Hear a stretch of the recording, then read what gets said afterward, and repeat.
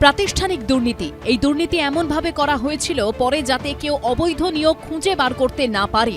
সোমবার এই মর্মে সুপ্রিম কোর্টে সওয়াল করে 2016 প্যানেল বাতিল করে ফের পরীক্ষার পক্ষে সওয়াল করলেন মামলাকারীর আইনজীবী বিকাশ রঞ্জন ভট্টাচার্য।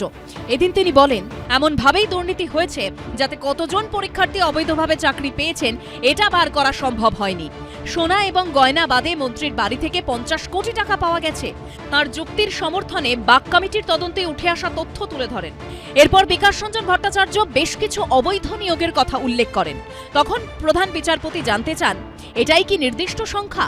তখন বিকাশ রঞ্জন ভট্টাচার্য বলেন, না, নির্দিষ্ট সংখ্যাটি বোর্ডও বলতে পারেনি। বোর্ড জানিয়েছে এটি এখনো পর্যন্ত পাওয়া সংখ্যা। যোগ্য অযোগ্যের পৃথকীকরণের সওয়াল জবাব কলকাতা হাইকোর্টে হয়নি, এটি একটি উদাহরণ।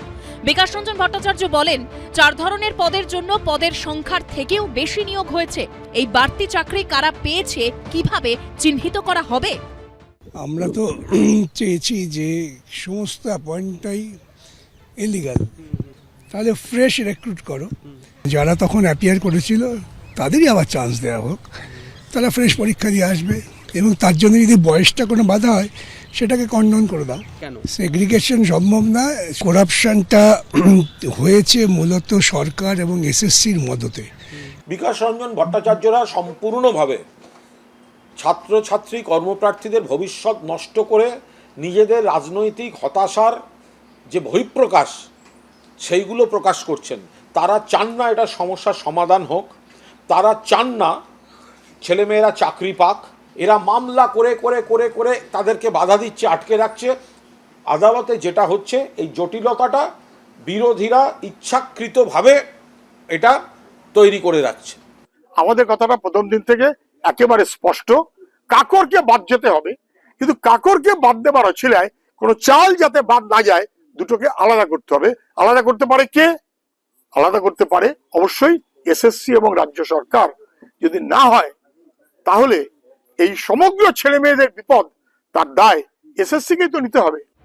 মামলাকারীর আইনজীবী বিকাশ রঞ্জন ভট্টাচার্য বলেন, সন্দেহ থাকলে পুরো প্যানেল বাতিল করে নতুনভাবে নিয়োগ করা উচিত। তখন প্রধান বিচারপতি বলেন, নতুনভাবে নিয়োগ মানে অনেক সমস্যা।